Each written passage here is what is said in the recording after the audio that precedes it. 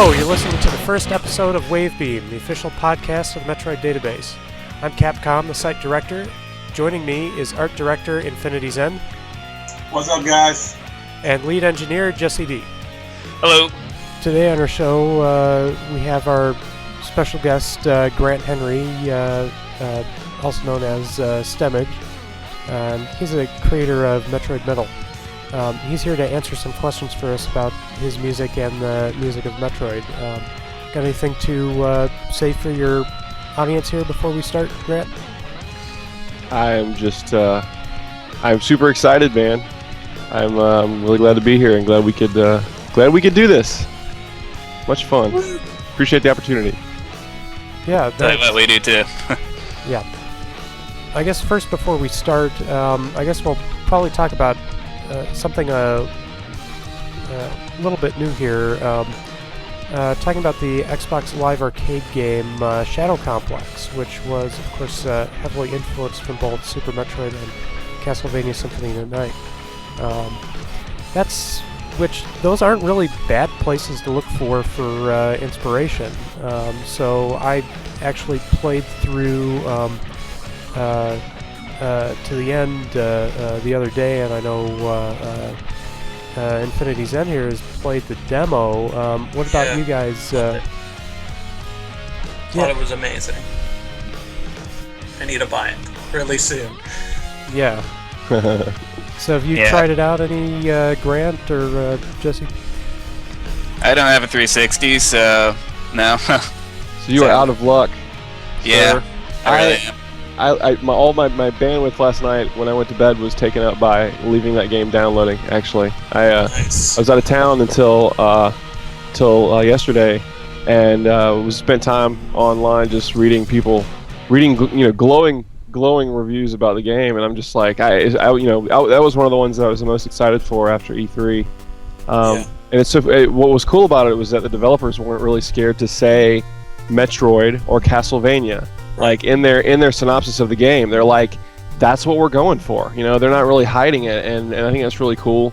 And apparently it shows. I mean, I've heard good things, and I've tried to stay away from too much information, but I'm really excited. Like, it's been a long time since they've put a game out like this that isn't a Metroid or Castlevania game, and it's kind of hard to even think of one, really, or at least one in really recent years. So I'm pumped. I can't wait.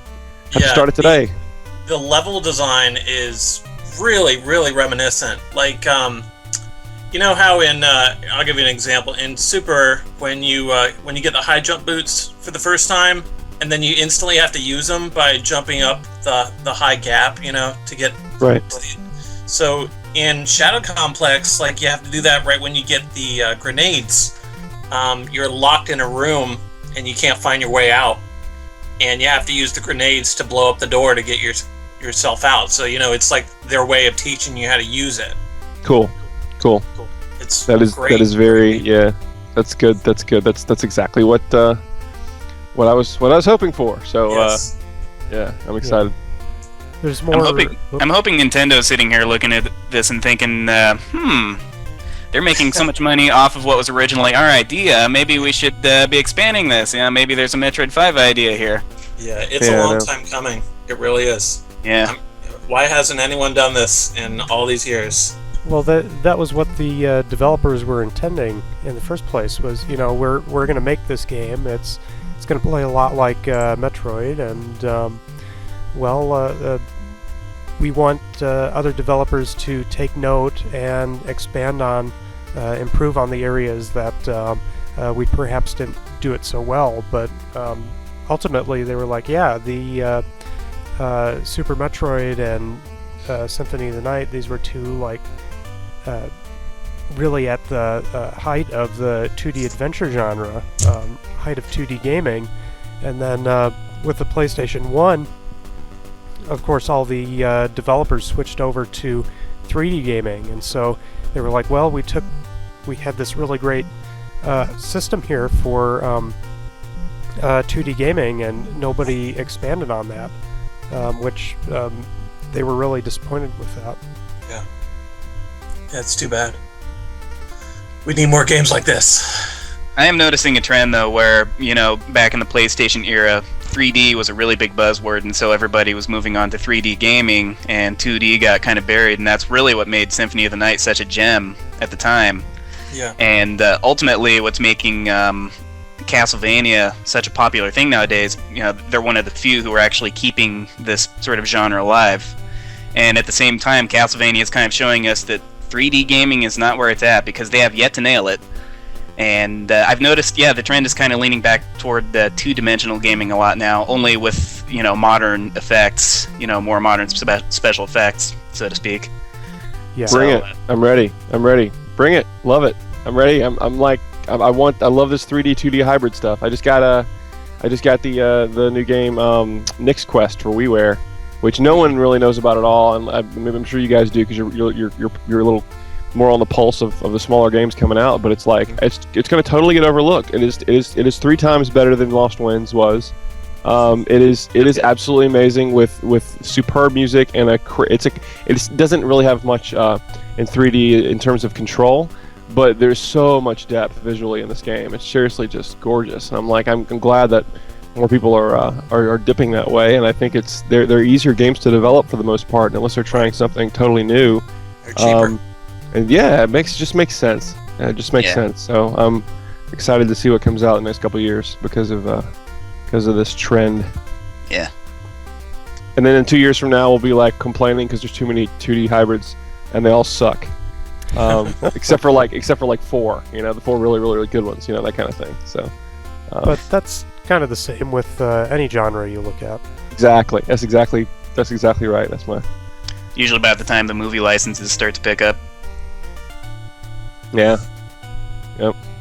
I know the A Boy and His Blob remake it's similar to those old games like Out of This World and Flashback, and that remake is going to be great. Really looking forward to that. Yeah, it looks pretty amazing. Yeah. So hopefully that'll bring back a rejuvenation of these 2D games that we miss from the past. Yeah, certainly.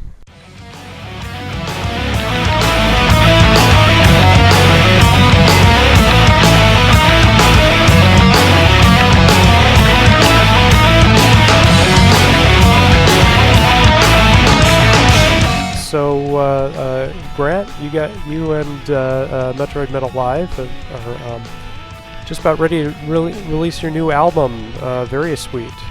This is coming out, September 9th through online orders, but you'll be debuting it a day early at the Metroid Metal concert at Penny Arcade Expo on the 8th. It's almost it. It's the 8th is actually the Tuesday after PAX. Okay. The 8th is and they normally release records on Tuesdays. This is what I've come to realize, and so it's mainly we basically the official release of it, I guess, is really at PAX. Like we're going to be selling the album at PAX and stuff, and playing it for everybody. And then but the official release date is the Tuesday following. So we'll be throwing them all around the conference at on the 3rd when PAX is rolling, and then it's officially coming out on Tuesday, and we're excited. Yeah. Oh my goodness, I sunk a lot of hours into this bad boy.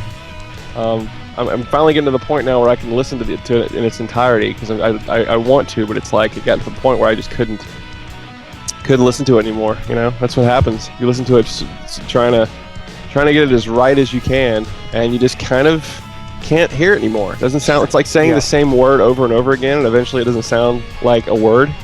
That's kind of the equivalent with with this album, because it was all done in a very short time frame. So we're pumped, man. We're really pumped. But at least it was able to meet your expectations, or you're pretty happy with how it turned out. Yeah, we are. Danimal, who is one of the guitar players, he's an arm cannon. We kind of co-mastered this record together.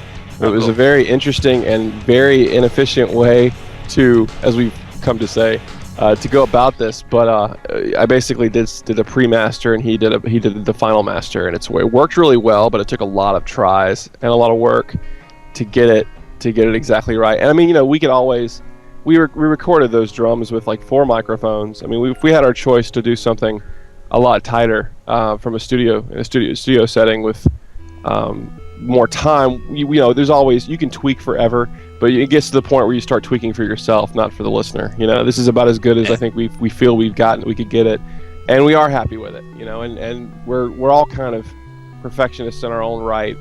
So I think we're to say that we're happy with it makes, I don't think we could be any more satisfied with it given what we've had to work with in the time frame. So, yeah, we are very excited. It's kind of cool. Yeah. I really like the album art. Did you draw that yourself? No, that is actually a buddy of mine, Robbie Player. He has his own company, Quasi Object. He actually is the artist, and there's two, I'll say 2.5 guys that run this record label that the album's coming out on, Silent Uproar Records, and he did the artwork. He actually did it's the same label that put out I've been good friends with those guys for years. They put out this my Stemmage record, my original material, back a couple years ago, 3 years ago, I guess. So he did the artwork for that. He did the layout for the Stemmage album. He didn't draw the little characters that showed up on the cover, but he did the layout for that. He does a lot of the art for them. So, and it's so cool because he's a complete Metroid geek, and so it was just so appropriate. That's why he knew.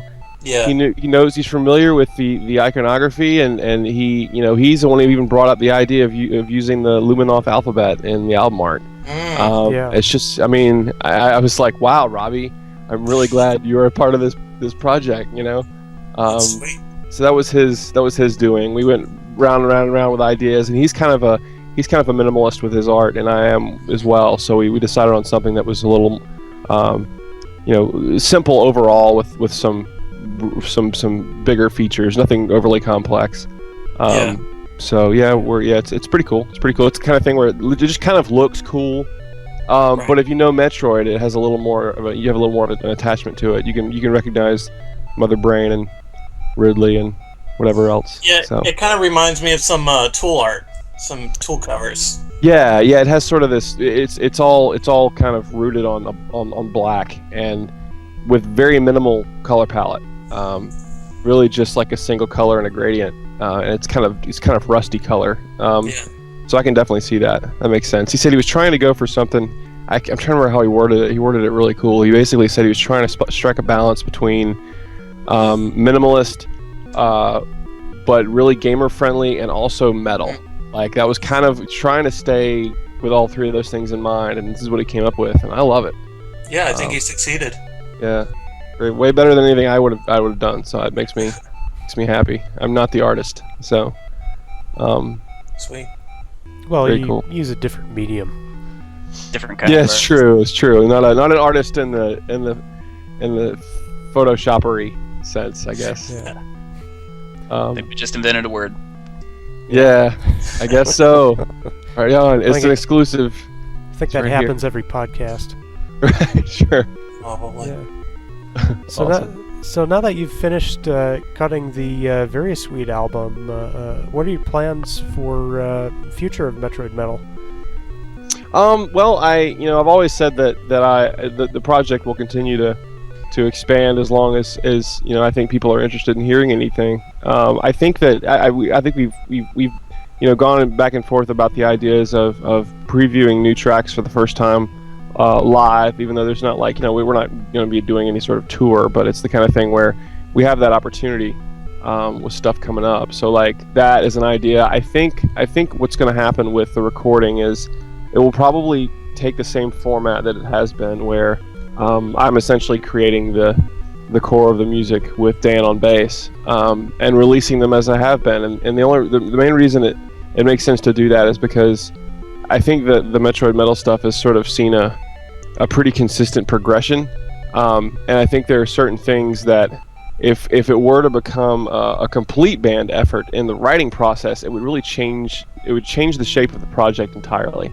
And I don't think I'm ready for that stage yet, because I think that there's some songs that I'm still really passionate about doing, that I have so many ideas for, and I want to be able to flesh those out with complete control. It's not as much that I'm a control freak, it's just the fact that I've had control over what I've been able to do so far, so every I like every track to sound a little different than the one before it, but still sound like Metroid Metal if that's possible. And I think I've been able to keep that. So I want to try to keep that kind of focus going forward. So it's been a while since the last track, and I'm gonna hit the next one, running wild right after PAX. But man, we recorded a 50-minute record in just a couple months, and so that's pretty much what's been taking up the majority of my time. So understandable. Yeah. So I guess that's I will continue to be doing a track at a time, plowing down the list of ones that I really want to do, and also taking input from people who have something they want to hear, and then we'll just and there are going to be shows happening, so we'll see how things pan out. Are they paid shows? Well, I mean, I guess kind of. I mean, it's the kind of thing where did they call you? Did they specifically call you up, or do you have like an agent that did it for you? No. It's a very specific, like, case by case basis thing where, like, it's people we've talked to before. It's not. We definitely don't have an agent, and it's the kind of thing where we're all in different places. Like I'm in North Carolina with the drummer and the bass player, and then Danimal's in Buffalo, New York, and Kirby from Temp Sound Solutions is from Pennsylvania. So and they all have their projects too. So if there's a show opportunity, it has to be justified in terms of one of us can't go broke traveling. Right. It has to be something where it's kind of we don't have any interest in trying to play shows at like playing shows that don't have any amount of guarantee as far as head count. It's kind of like you can get invited to play a convention, and as Arm Cannon's learned, if the convention doesn't have music on the website as a focus, like if it's not even in the navigation, that gives you an idea about how much effort they're actually putting into the music. And then they said they've had experiences where they show up and you may have a local PA, you may not. Yeah. There may not even be posters advertising the acts going on. It's just kind of an afterthought. They're kind of like, well, other cons are doing it, we should too. So we're obviously trying to stay away from that and make sure each show is a good opportunity for us. So no agent, no tour. I forgot. We're playing. We're going to be playing 300 shows over the next 295 days. Sweet. And going to Zebes. We're changing planets. We're gonna go tour and play in front of a bunch of jellyfish. Awesome. Yeah, it's true. Hopefully they won't come and suck your life out. Oh, hopefully they will. I mean, what a better way to go, right? I mean.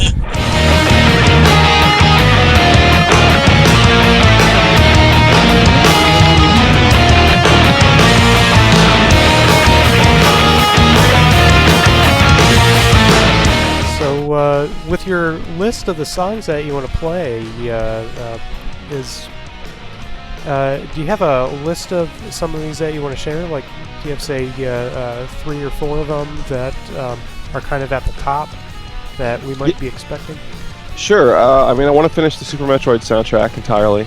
I want to do some Fusion stuff, and there's a pile of different Sector songs and other little things I like from Fusion.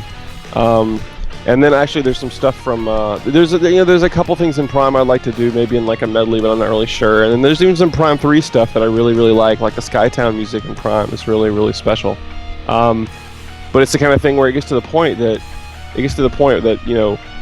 you're leaving people's familiarity with the music when you start getting a little more obscure, and it just starts to become like songs. It's kind of like I have friends that like certain tracks but certainly didn't know the original material. So it's kind of finding a balance between ones I feel I can turn into pretty cool songs, and then doing ones that people just kind of want to hear. So I guess that's a basic list. I don't have any interest in doing Hunter's music really, and there's apparently a couple extra songs in Metroid 2 that people have even mentioned doing, and there's only 2 other songs in that game that you I know. use. That's exactly. So that's what's that was surprising to hear that. So yeah. But I guess that's kind of a list. Is that kind of a list? Sure. That helps. Cool. So you guys ever get commission requests, or do you feel like commissions doing a video game remix for money that might sort of limit your expression? Well, I guess if you're doing it for money, you may or may not have wanted to do the song anyway. And the more you're into a song, the better your remix is going to be in the end, I think. I mean, I've never had the opportunity to do a game cover for commission. Although some guy did write me and said he would pay me to do Silver Surfer from NES.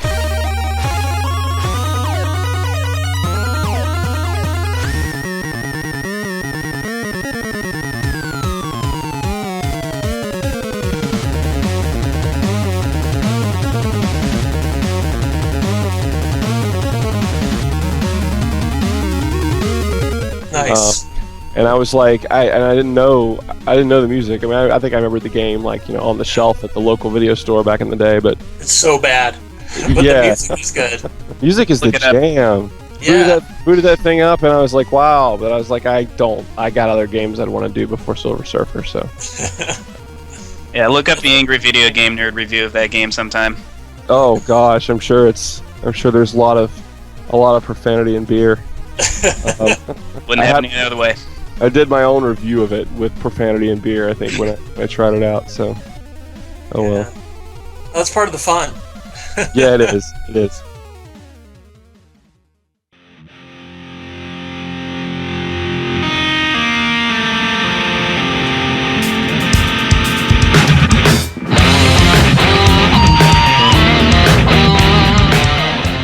With the Metroid Metal songs that you've worked on, are there any that you weren't completely satisfied with that you think you could have done a little bit more to? Oh, interesting question. I mean, there's different artists treat their old work different ways. I'm the kind of artist where I don't scrap old stuff that I've done, and I can stomach it. I always listen to things with not really regret, but with the thought of maybe having done something differently. And a lot of tracks are like that. I think that there's only a couple true, maybe ones that weren't quite as good as others. But the thing that kills me the most is the kick drum in Metroid Prime 3. It's the worst kick drum. I forgot to take the mix to my car, so it's like really, really boomy and bassy. And Danimal and I both use that as a reference for how to never mix a kick drum. So that was the only truly huge mistake. The other things, I'm like, I did things like, there's even frickin' vocals at the end of the ending. Like Doc Watson's granddaughter singing a bluesy, blues scale in this really absolutely destroyed Americanized Japanese. It's like, well. Yeah.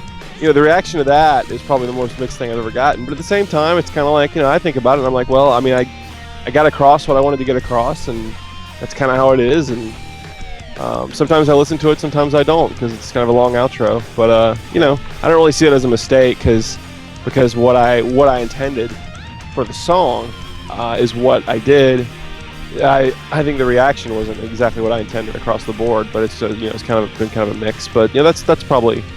There's little things here and there, but I don't really look back to anything and think that anything was necessarily wrong. I would probably do some stuff different now, but so I don't know. I don't know if that answers your question. Could I get you to elaborate a bit on that? I personally, probably the best word to say here is didn't appreciate that part Sure. as much. Right. And I was kind of wondering what the feelings that you had, or what kind of brought you about that idea to do that at the end of that song. Sure. Well, it started because, I had no intention of really continuing Metroid Metal after the NES soundtrack. Like, the idea started with the theme song, and then it just I was like, well, here's the number of songs in the first soundtrack. This is the soundtrack I'm most in love with. I was going to do that, and then it was going to be bookended by that at the very end. So the intention wasn't to do... I knew I kind of wanted to keep going. I was like, oh my god, Laura Norfair is so awesome. I have to do Laura Norfair too. And then it just kind of kept going from there. But so the idea was, I was like, at the end, I wanted something a little different for the end of of the experience from the first Metroid game. And I was like, all I could think to myself was, you're this bounty hunter that is completely in the same position she was when she first started her adventure. No one knows of her accomplishments other than her, and because everything else is dead. And then and that's it. That's how it ended. So I had the phrase came up, "I'm alive, but I'm still alone," and so I had that translated into Japanese by two buddies of mine, which apparently some people say was accurate, some people say it wasn't. And I wanted a girl voice with some backwards reverb kind of thing, and I was like, it made sense to have Samus singing it. So I had my friend Kellen Watson, who lives in town, a friend of mine, and she came over, and I gave her a droning D note, and I was like, "Here's the words. Good luck." And she just kind of sat in the room by herself and just ended up singing these two phrases twice, and it ended up sounding a lot more blues scale and than anything else in that particular song. But that's how she sings. She's a blues singer. So then that's how it happened, and left all the feedback at the end, and then it was done, and then I kind of chopped it off and mixed it up and put it up, and caused a mushroom cloud.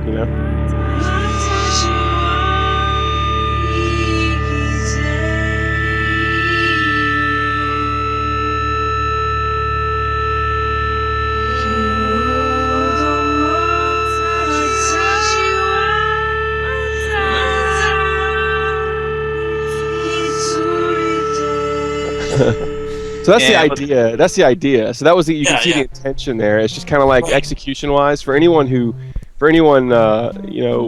especially listening to it now in the middle of everything else. It's kind of like, why in the world is that there? When it comes down to it, I mean, with musical experimentation, there's no such thing as a mistake. Certainly things you would learn from, but nothing that really constitutes something you should really regret. Right. Like I said, from what I intended, it worked out wonderfully. Like when she was done, I got chills. Like listening, I always loved her voice, but in the context of the Metroid games and an instrumental album and broken Southernized Japanese, obviously it's not a victory, but I got across what I wanted to, and whatever, shrug my shoulders and move on, right? Yeah. So, well, thanks. Yep. Yeah. Well, I usually skip that section a lot too on the soundtrack, but in some ways it's kind of cool. I always kind of picture Samus's Uma Thurman singing that for some reason, but there you have it. But yeah, that's interesting where you talk about that as kind of like a bookend, because with the original Metroid Metal soundtrack, you've got just the music from the NES Metroid, and each track perfectly transitions into the next one, and then with the title theme and then the ending, they both kind of begin and end with the same sort of notes. So it's like you could put the album on loop and just constantly run it. So it works as this cohesive whole, which I think is really cool. How do you feel about the Metroid Metal album in this regard, and do you have any plans to do something similar to that with any future ones? Well, it's interesting that you're talking about the original. You're talking about the original NES album, right? It's interesting you mentioned that, because that was actually the intention, was to try and kind of bookend it with the same note, and it's kind of droning, and the album fades in and fades out kind of thing, and it ended up being the exact same way with this new record. Before the first track kicks in, it's very, very quiet, but the droning D from the original title screen is there. It's been transposed to fit with the first song on the album, but it's the same thing. We tried to bookend it with those notes, because that's kind of the signature way that Nintendo gets rolling, so if you in fact wanted to loop the record, there would be some continuity there, I guess. It's kind of accidental. It wasn't meant to be the same as how it was in for the NES record, but it's all about flow with an album. Luckily it ended up that chronologically the songs kind of work together, and I guess it's just because I put a lot of intros on songs and stuff, so the songs can flow easier into each other. But that was kind of the intention then, and that's cool. You picked up on that much of it, and it's the intention in the new album too. So even though the new album has it's not in any chronological order. It's more of how the songs might just sound right in for the overall flow of an album. Jumping games. So it's more definitely nothing to do with the games they're from or in chronological order, but just the sound of an album. So that is the idea. Hey, maybe I'll do it again sometime. Droning D notes all around, right in the front, right in the back. Yes, awesome. Why not?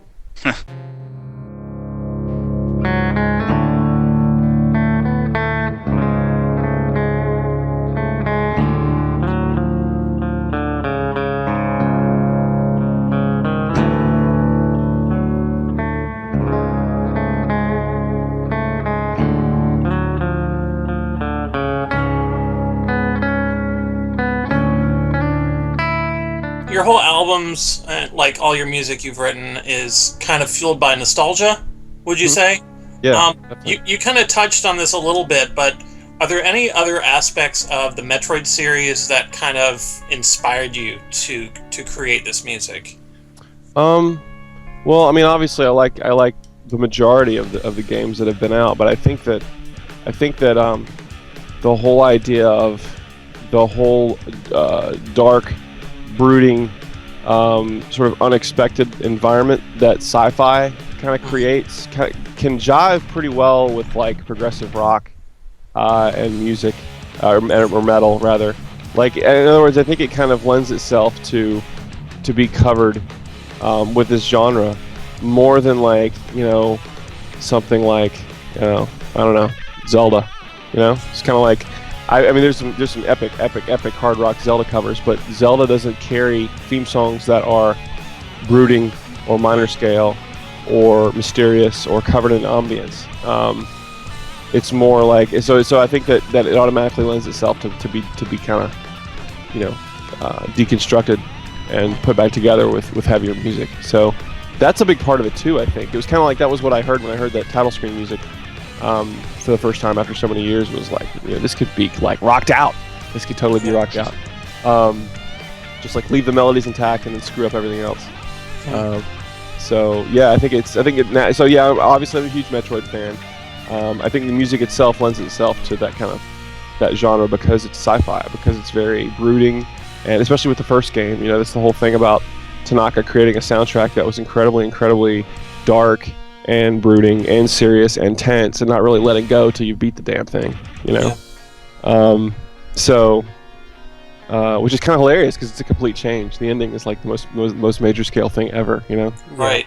It's so happy. Yeah. Yeah, it is. It's incredibly happy. So, so there you go.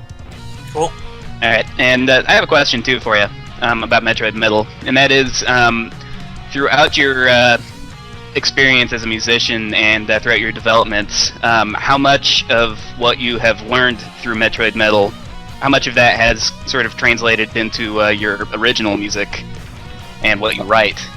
Oh, tons, man. Like, I mean, I don't know. I think like the Metroid stuff has influenced my songwriting in terms of the way I go about composition and the way I engineer stuff. Like, I mean, the sound quality between the first two tracks I did and the last two tracks I've done is pretty substantial, and it's just because like I've done it enough that I've just learned a lot, and it's still going. I think. I mean, I think like I listen to I'm mixing tracks for the new Stemage album, and I listened to them after listening to this master from the Metroid, the Various Suite, and I'm like, wow, that sounds kind of bland. It's like, wow, I got work to do. So from an engineering perspective as well as a songwriting perspective, because a lot of times I'll start with drums. I'll have a rhythm idea first and layer stuff down. It has completely affected my original music. And I mean, and there's a lot of original music in each Metroid track. There are a lot, there's a good number of parts in each song that are just completely original, just to support the original melodies. So I'm always kind of inadvertently writing songs, kind of as a backbone to the Metroid Metal stuff. Anyway, so yeah, there's been a few instances of that's like basically brought a tear to my eye just because it fit together so well. Oh, cool. Yeah. And then there's some cases where I got flack for kind of overdoing it, like the original Norfair for NES is kind of the bastard child, where it's a little more songwriting than it is original tune, because I actually changed a few chords on purpose, and you may not even be able to recognize which ones they are, but that was the one where it was like, that's a big change from the original. Yeah, that's actually one of my favorite tracks that you did, though. The intro, as well as just the way you ended it, just worked so well. Cool. Well, it's one of my favorites as far as there's a couple parts I really, really like, but that was the one where people reacted kind of like, wow, that's really, really different. You can't really drop the original on top of it and listen to them like you can with some of the later ones. Right. Right. So. Yeah, and I mean, it's basically a reimagining anyway, or just sort of an adaptation to metal. So of course there are going to be little changes here and there. Yes. Make it work right. They're not straight covers for sure. So. All right, but that's what makes it cool. I mean, that's what makes it you. Yeah, that's what makes it Metroid Metal and not just Metroid. Yeah, and I mean, some people will. I think there's some people that may be attracted to it for that reason, and there's some people that will never really listen to it very much because of that reason. So it's just it's what I want to do with it, and luckily there's a list of people that seem to enjoy it, probably just because they enjoy progressive rock as a whole. Or maybe there's just enough melody in there that is kind of just, it's a hard rocking version of the songs they know, So I don't know. And there's some people who are like, they just don't like Metroid Metal, and so it's like, I just want to get it to as many people as possible, and they can like it or not like it. It's fine with me. Yeah, for sure.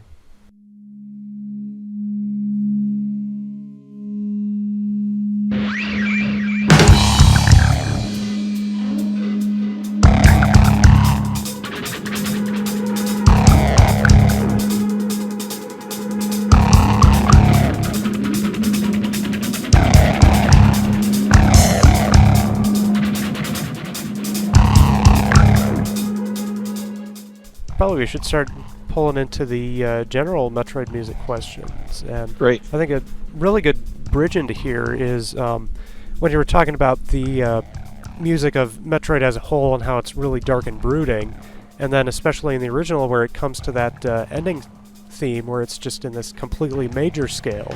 And Kenji Yamamoto and Hip Tanaka, they both talk about this in interviews when they're talking about this sort of Metroid aesthetic, where this sort of melody and discord throughout the entire game from the second you turn on the title up until you get to the credits roll, where there's just this overwhelming sort of cathartic release of melody, and sort of looking back over all the series, can you identify other aesthetics that seem to reappear throughout Metroid as kind of Metroid's central musical aesthetic, and how do you incorporate these within your Metroid Metal music?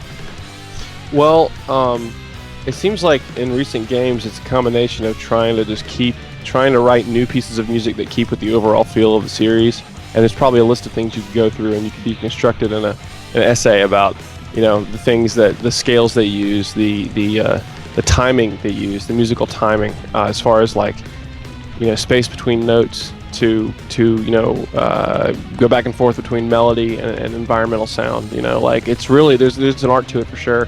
And then obviously they're always pulling in old songs too. So they're combining new pieces of music that have the same kind of feel with like the with the old songs kind of redone. Which what better way to ease people back in than with a redo of an old track in a very, very subtle way. It kind of makes you stop wandering around and stop scanning. Holy crap! That's awesome. As far as the Prime games go, so I think that a lot of it there's a thing that when people think catchy, they think major scale. They think pop, and you don't have to be playing in the major scale to create really, really catchy melodies and chord progressions. And I think one of the things that Metroid's done really well is it obviously doesn't root itself in major scale. It roots itself in it's all about tension and release. Even if it's not just some crazy huge epic happy outro, there's still release in each of the rooms or each of the worlds. And if you're viewing this huge 3D environment with organic material and sky and floating worlds and ships and stuff, and they're going to give you music that reflects that. And it still probably isn't in major scale. It's just catchy, which you end up growing an attachment to it because of that. So And so, in my, luckily for the Metroid Metal stuff, luckily that jives with everything Metroid's always been, so it makes it easier to kind of cover and easier to come up with something that has a similar sound than everything I've done so far. And I have no idea if I'm answering your question, but I think I am. But I guess the idea is that there are certain musical methodologies they're using to keep that Metroid environment. They overlap ambience and melody together. They keep melody at a minimum, but they repeat it enough times and it's catchy enough that it stays in your head and somehow marries to things like the old Lore Norfair and those old 3 notes from the title screen from the original game and stuff like that. And somehow it all gels together. They've done a really, really good job at making it work and keeping it consistent. And I'm interested to see what Project M brings to the table. Seeing what changes sonically. Something tells me Nintendo's going to try to keep it pretty close, but it better. Yeah, it better. It better. Yeah, you're right. Yeah. So one of the things I've noticed with especially the Prime games is that they tend to have this sense of like loss and sadness within the music. Which I think is kind of interesting and also goes back to that brooding. And I think that's perfectly captured in your mix of Torvus Bog and then also the Prime 3 title. Interesting. Well, the Torvus Bog is actually, there are more layers in that song from a guitar perspective than any of the songs that have been done so far. I mean, there's literally like 6 guitars at a time in one spot and a Korg DS10 on top. And so like it's the kind of thing where I think that kind of song, there are so many melodies that somehow create music at the same time. There isn't one particular focus. There isn't one particular melody that stands out. It all kind of piles on top of each other. And I think for that reason, you mentioned creating a sense of loss. It's kind of like when there's not that one thing to necessarily attach to. Maybe that's the kind of thing the original Torvus Bog music was intended to do, you know? I just redid the melodies, and I guess it ended up pulling the same kind of thing. It's just a heavier version of it. But that's very much what Torvus Bog is. When I sort of, reverse engineered that song, it was kind of like I noticed how many melodies there were, and I was like, holy crap, I'm going to have to change my audio buffer because I'm going to have a whole lot more tracks, It's kind of funny. So. Well, it came off nice and heavy though. Yeah. Cool. Yeah. It's got these 4 notes that repeat pretty much the majority of the song, right. That allow for some pretty driving stuff. So yeah, I'm a big fan of that original music. I was glad to finally get to do that one.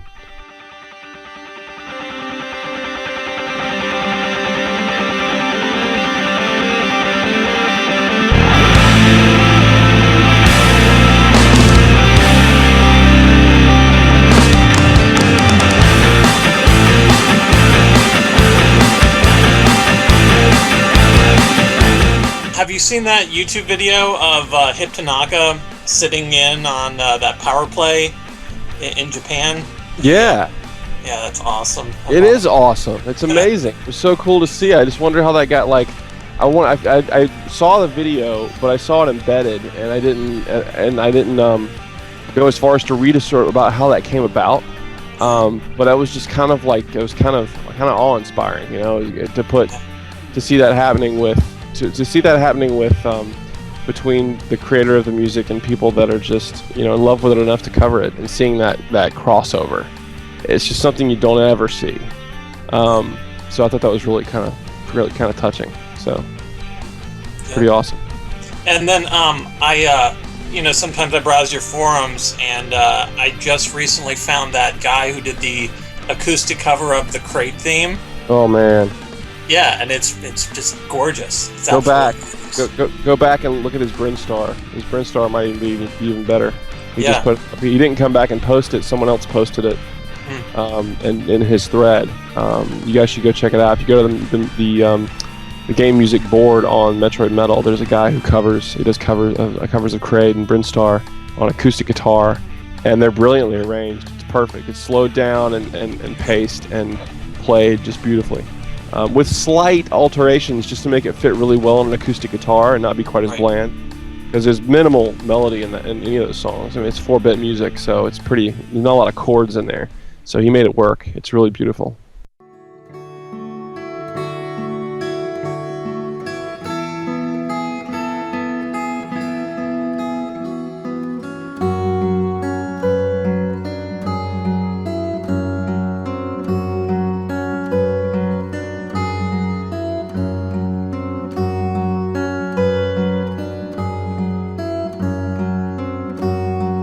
Looking at all the Metroid games, what's your favorite song from all of those? I mean, we know you like the wrecked ship from Prime 1, but is there anyone from the other games that tops that for you?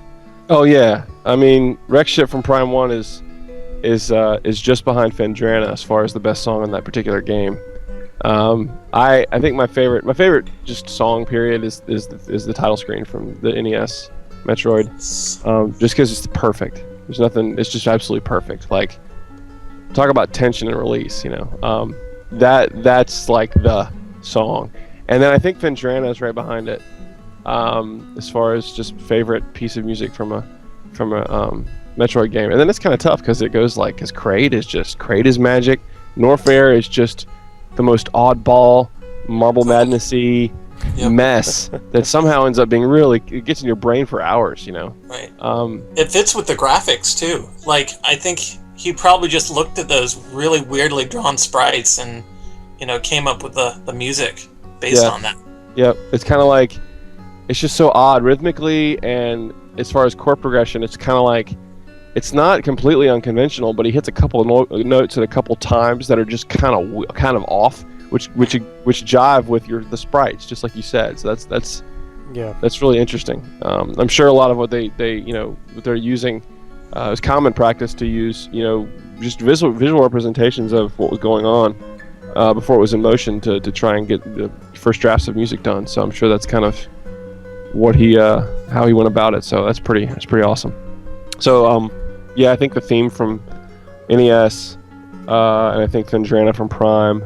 And I think, I think Meridia has the coolest chord progression of any song in any Metroid game. Just the basic, the bass, the core Meridia music has just this really minor chord progression that has been covered several different ways. One with a girl, with vocals that have been written with a girl singing it. I don't know if you guys have heard that one. Kindred. Yeah, I can't. Love cool. it. I figured you guys would have, but that's just like what Pixie Tricks, Pixel That's Tricks, right. something like that. Yeah. You're talking to a bunch of Metroid geeks, of course we have. Yeah, that was good. Yeah, right.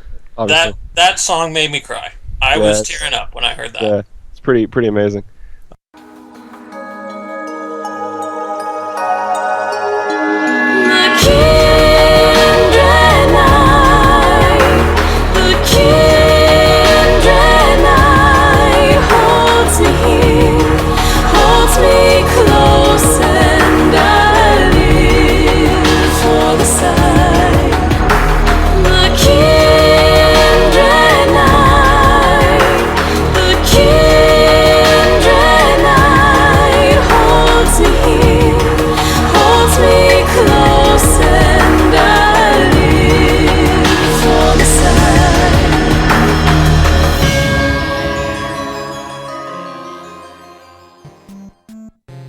Kind of have a two-part question here.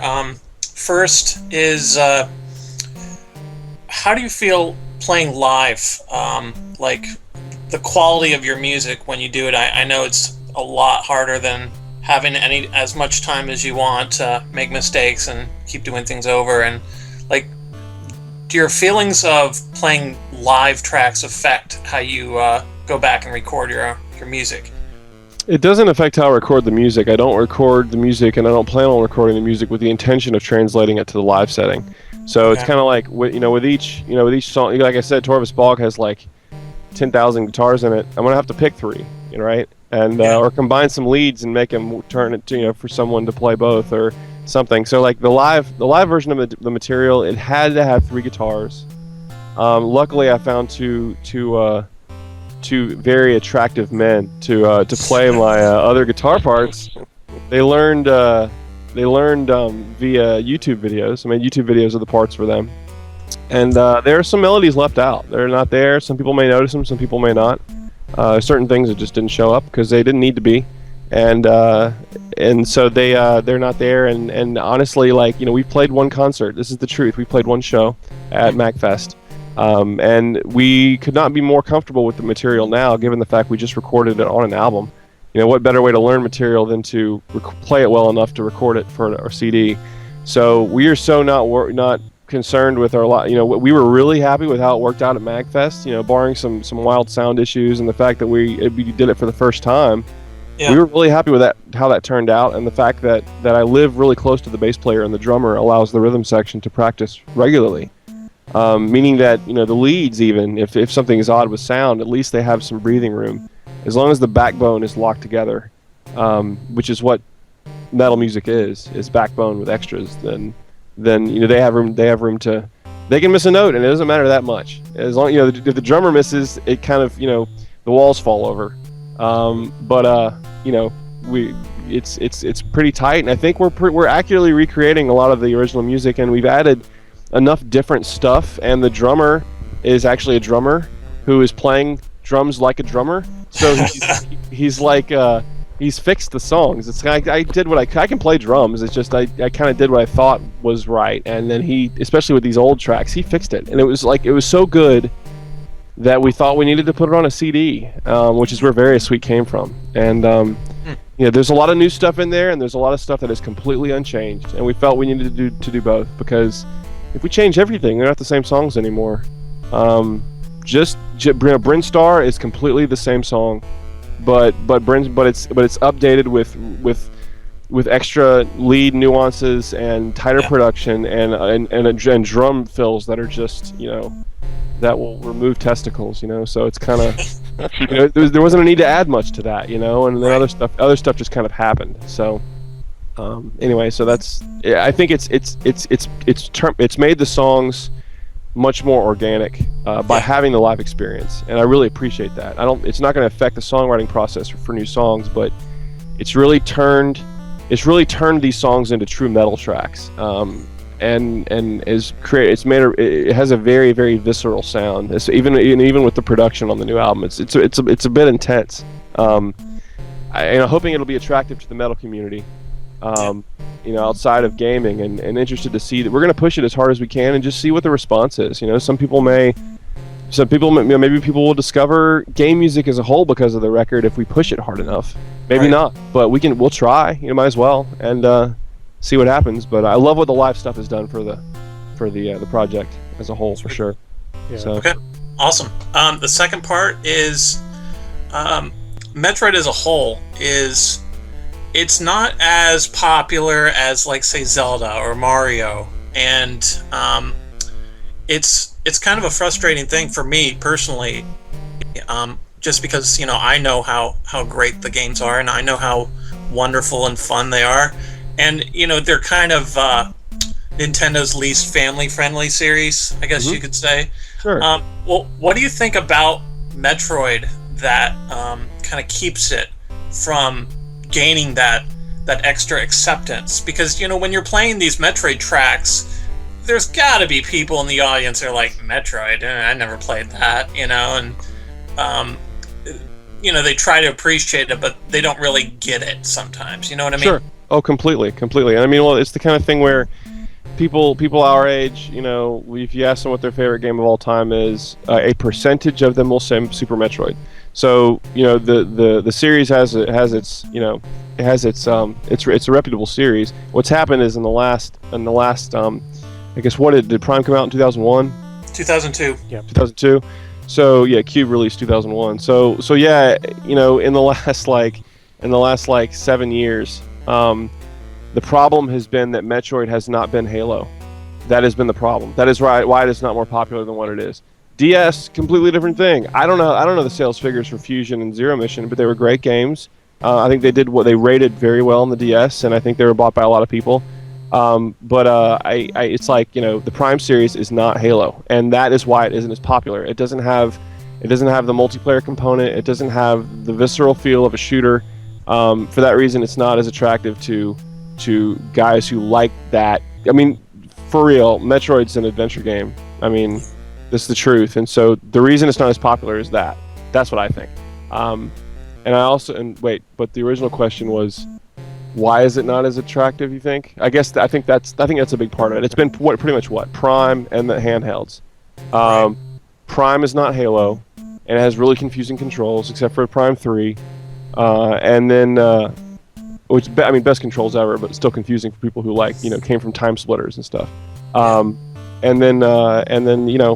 And DS games, which are kind of like not, there's not really any particular, franchise that is thriving on the DS. It's like there's like the occasional Mario game, Metroid game, and then, Brain Age Fest. So it's kind of, but I think that's why it's not as popular, is it's not as accessible of, Halo is straight sci-fi, but Halo is a shooter that encourages community, and encourages really, really quick gameplay sessions, as opposed to these like 20-hour, 20-hour single-player experiences. Yeah. Cool. So it's also kind of hard to build community too when you're alone on a planet. Yeah, I know. It's like if they want to build community, they're going against kind of the foundation of the series. It's just kind of weird. It's like, okay, we're going to try this for Prime 2. Here's 4 Samuses, and 4 morph balls and some cannons. Let's see if this works. Okay, it didn't work, so we're going to drop it for Prime 3. It didn't work. Some people just completely loved it, and it controlled fine, but it was like, it just seemed like, and then Hundreds came out, and it was like, well, I guess that was considered a success from a sales standpoint, and the kids seemed to dig it, but I don't like it because it's a sloppy first-person shooter with celebrity aliens that have the exact same powers as Samus. It's kind of like it's almost like it digs into that Pokemon tendency. It's kind of like, what's your favorite hunter? Collect them all, right? I don't know. I was completely kind of offended by the direction Hunters went. And as far as Project M, who knows? But I really don't care. As long as the series is getting attention. Prime is done. What's next? Okay, Team Ninja. Right on. That's cool. It's going to feel like Metroid. They're going to make it work. There's going to be voice acting. There's going to be story. But it's about time we learn a little bit about Samus. A series can evolve. If it brings more attention to that, and a couple, 10 more people play Super Metroid because of it, then right on. It did its job. So I don't think it'll suck. I don't think Nintendo will let it. So I'm just glad that the series is getting attention. So. Well, did you think back in 2002, what were your feelings when they kind of announced Prime was going to be an FPS, and I think it alienated a lot of people. It did. I remember being, I had a little file on my computer with some URLs to some old threads like on IGN and stuff, and GameSpot, with the announcement of the first person thing, and it was like, I've never seen, like, it was basically like people throwing the keyboards against the wall and stuff. Like, it was hilarious. And then my reaction to it was, at the time, I had not paid attention to what Metroid had done in recent times, so I just ended up being, I didn't have any expectations, I guess, for the next one, so I was just really, really surprised and a little worried. And then it ended up being my favorite. Metroid Prime is what I call my favorite game ever. But it was just weird because most people aren't. But I was sad to see it end, and I thought it was perfectly balanced. So if they can do that kind of thing with, if they can make that kind of healthy transition with Project M, then I'm completely down.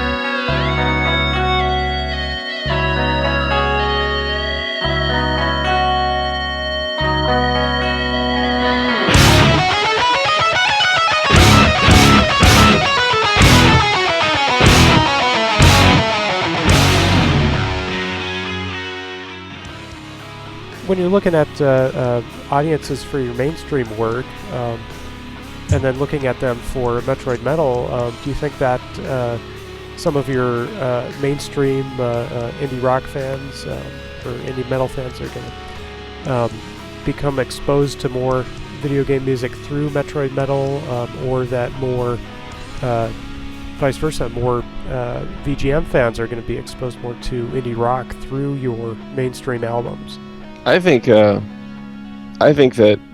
more people are going to discover my original music because of Metroid, simply because that the indie rock community isn't as wired online as the game community is, first of all. So people are constantly discovering game news, game music, and stuff through the web. People aren't always doing that with indie music. Aren't always doing that. That plus the fact that like my original music, it's all done by one guy. It's not completely mainstream. It's not completely indie. It's kind of a mashup of stuff, and I think for that reason, which is, I'm not writing music for any particular audience. I'm writing it for me and just trying to put it out, So we put it out with this indie label. We got some really, really good reviews for the Stratty record. Some really, really bad reviews for the Stratty record.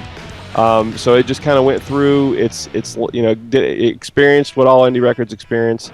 And if there could have very well been people that found it outside of the Metroid stuff. I was on a tribute record for the band Failure, which is one of my all-time favorite bands. I covered some Failure songs and got on that, and there were some people that discovered the music through that. So, but the Metroid thing is just with Metroid being what it is, it's been more of a filter from Metroid Metal to my original music than it has been vice versa.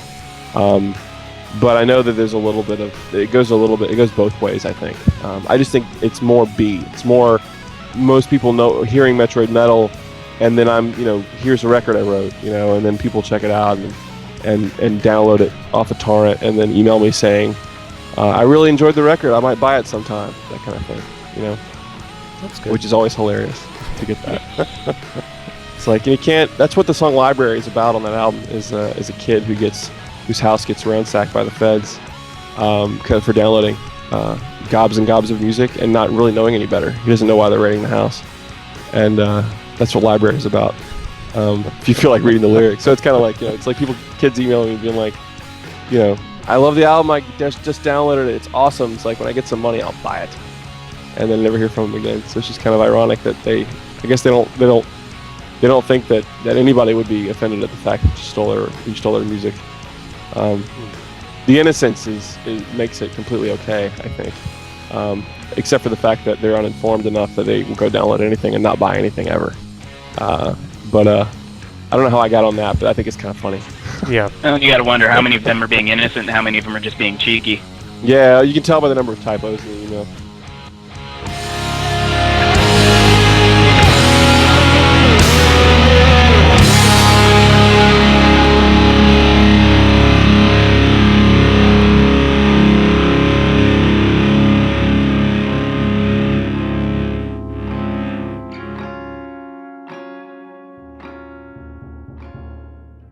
Where do you think you see your career going as an artist and a musician? Are you planning to eventually make a living off music sales and concerts, or thinking about working in game industry or any other kind of music composition? I've because I'm able to do songs from beginning to end out of my little house, my little cave. I've considered doing songs for music libraries, or sort of for hire projects for whether it be for commercials or trailers or what have you. It's just it's all about who you know, and I don't have any sort of connections into that area. So that's only something I've considered, quote unquote. I feel like it's something I could do because I listen to like the newest ATV game trailer and listen to the absolutely terrible nu metal music they used, and I'm like it's like I was like, that's perfectly fine, and I see what they're going for, but I was like, I could do something at least a little better, and they wouldn't have to pay me for it. Let me just get it in the trailer so I can use it for my portfolio. You know what I mean? Yeah. So I've made a few contacts, but haven't done anything official. And as far as a career, that's where that would go. I mean, you can't make a living playing concerts unless you're on tour constantly, and I don't really have any interest in that, and I don't think that any of my original projects or the Metroid stuff would ever bring in revenue enough to support myself. However, as far as the future, it's interesting how gray the future of Metroid Metal has gotten in about the last 4 months with PAX coming and this album coming. And the album's gotten a lot of interesting attention in the last couple weeks, from like sites that I didn't expect to pick up news on it and stuff. So it's kind of like, well, you know, maybe a lot of people will be introduced to it. Maybe PAX will be huge. Maybe it won't. Don't know. I think it's almost sold out. So it can't be small. But we'll just see. You know, it's kind of like, you know, I don't know what's next for the live group. But like I said, we have to pick and choose our shows. But we're interested to see where this goes. But I'll definitely be continuing the original music. It's, you know, the new Metroid Metal stuff. It's just PAX and the record kind of put a hurting on me. Yeah. As far as time available. Well, speaking of PAX, do you know if it's going to be filmed at all for people that can't go? Yeah, they actually. I know for a fact that PAX actually films and audio and does video. Films audio. Yeah, they film audio for the whole show. They film video too. And I don't know what they do with it. I know they have ownership of it, and they may keep it close for. They may keep it close for promo reasons, and they may, you know, maybe the kind of thing where they may give me a cut. They know how few shows Metroid Metal will probably play, so I think they'd probably be into handing us a DVD with maybe an agreement that we wouldn't release it. You know, so I know it's going to be logged. We are gonna record audio and video, but we're gonna have to work under whatever constraints something as large as PAX puts us under as far as releasing it. But you know, it's the kind of thing where, you know, there's no reason why snippets of the best parts can't show up online to make sure to show people what the experience was like. Right. You know, it's pretty epic, and we want to be able to share that. You know, it's going to be kind of wild. And apparently, it's a slightly different setup this year as far as the stage and screens and stuff. Like, sounds a little crazy. So we'll just see how it goes. But it's definitely going to be logged. And what's going to happen with it, we have yet to know. So, but we'll find out soon. And of course, we'll put up anything we can and see what we can get our hands on over the next few months. Awesome. I'm sure there'll be a time delay for media, obviously. Yeah. Right. 'Cause they'll be recording everything. So. This PAX was actually one I really wanted to go to, and like since last year, but can't do that anymore because of financial problems. Oh man, it's not the easiest thing to travel around. Right. To go to these events. I mean, I think it's kind of like, I'm glad that there's some other ones showing up on the East Coast for East Coast people too, because it's especially difficult traveling across the entire country to check this kind of stuff out. But it's you know, PAX is breaking out into you know, it's splitting in half and doing East Coast, and there's a whole ton of cons showing up East Coast, and MagFest is happening around the New Year's, and there's just lots of. I mean, apparently there's some new convention that's actually sponsored by like NBC and a bunch of huge ones that are apparently they're toting estimated numbers of 25,000 in Philly, and it's like, you know, it's kind of, people are starting to jump on the fact that people want to go to these things. So we'll see what happens with these events, and which just means there'll be ones closer to everyone, you know, hopefully. Yeah.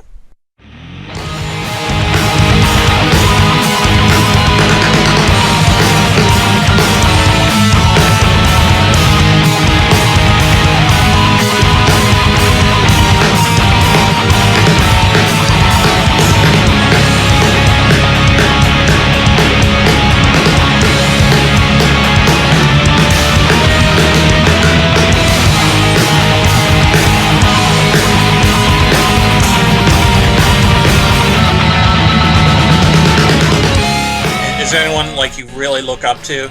As far as I mean, I guess from a guitar playing perspective or a production perspective, even. Yeah. I mean, my hero is always Eddie Van Halen and Steve Vai and Joe Satriani and Eric Johnson. So that was like, you know, early '90s for me. Growing up, those were the heroes completely. Since then, it's become more of bands being my heroes as opposed to individual guitar players. My songwriting. My favorite group of all time is Self. The first album came out in '96. It's all done by one guy.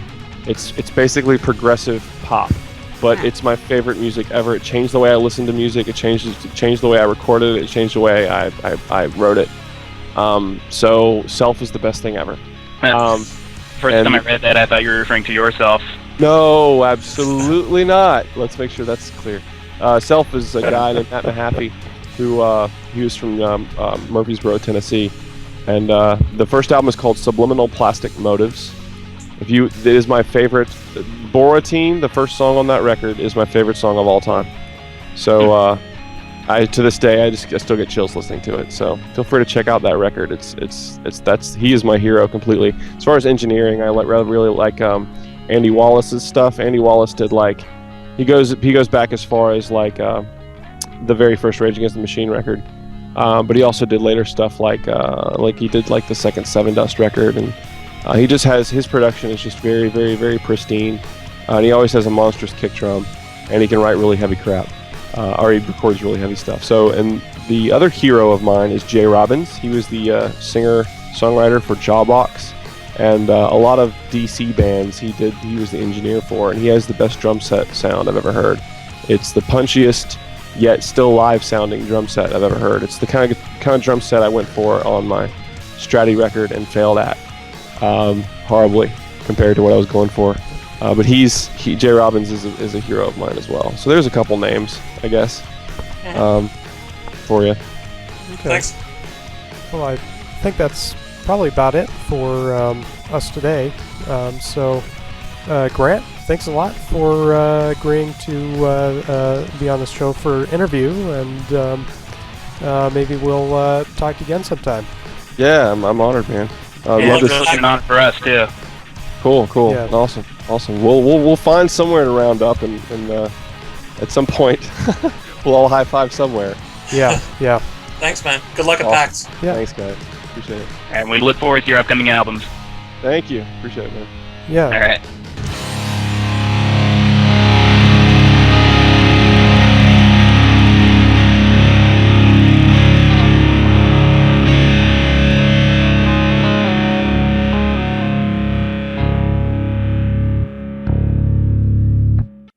So I guess that wraps up our very first Metroid Database podcast. Be sure to check out Grant's most excellent Metroid Metal covers of Metroid music at metroidmetal.com. And if you want to show him your support, please purchase his album when it is released on September 8th, 2009. Keep visiting us online at metroid-database.com for all things Metroid. And stay tuned to our next episode of Wavebeat. This is Capcom. I'm Infinity Sound. And I'm Jesse D. And thank you so much for listening. See you next mission.